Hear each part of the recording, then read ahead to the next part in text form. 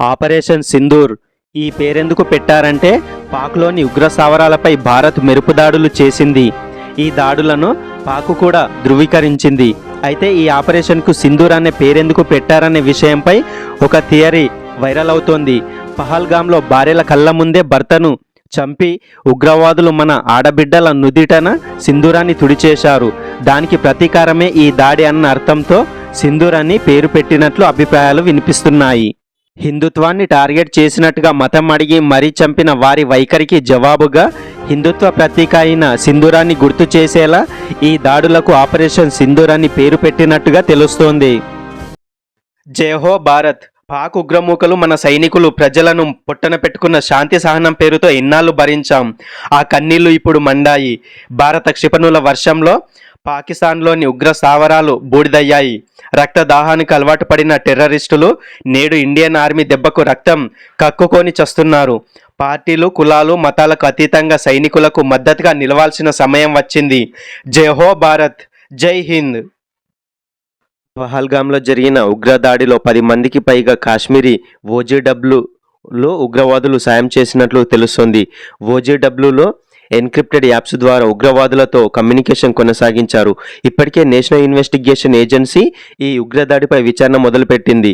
ప్రస్తుతం లోకల్ కాశ్మీరీలో ఉగ్రవాదులకు సాయం చేసినట్లు దర్యాప్తులో తేలింది. జమ్మూ కాశ్మీర్లోని పహల్గామ్లో జరిగిన ఉగ్రదాడిలో 26 మంది అమాయక ప్రాణాలు కోల్పోయిన విషయం తెలిసిందే. ఉగ్రదాడికి తెగబడ్డ ఉగ్రవాదులు పర్యాటకులను వారి మతం అడిగి మరీ కాల్చి చంపారు. అయితే ఈ ఘటనపై విచారణకు కేంద్ర ప్రభుత్వం నేషనల్ ఇన్వెస్టిగేషన్ ఏజెన్సీ ఎన్ఐఏను ఆదేశించింది. అయితే తాజాగా ఉగ్రవాద దాడిపై జరిగిన దర్యాప్తులో దాడి జరిగిన సమయంలో 10 మందికి పైగా కాశ్మీరీ ఓజీడబ్ల్యూ ఓవర్ గ్రౌండ్ వర్కర్లు దాడి చేసిన వారితో ప్రత్యక్ష సంబంధం ఉందని తేలింది.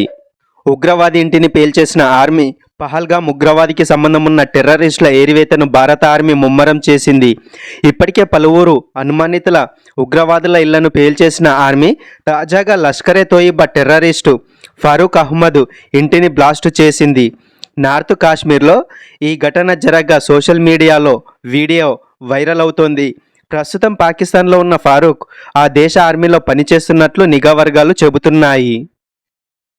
కాపీ క్యాట్ పాక్పై ట్రోల్స్.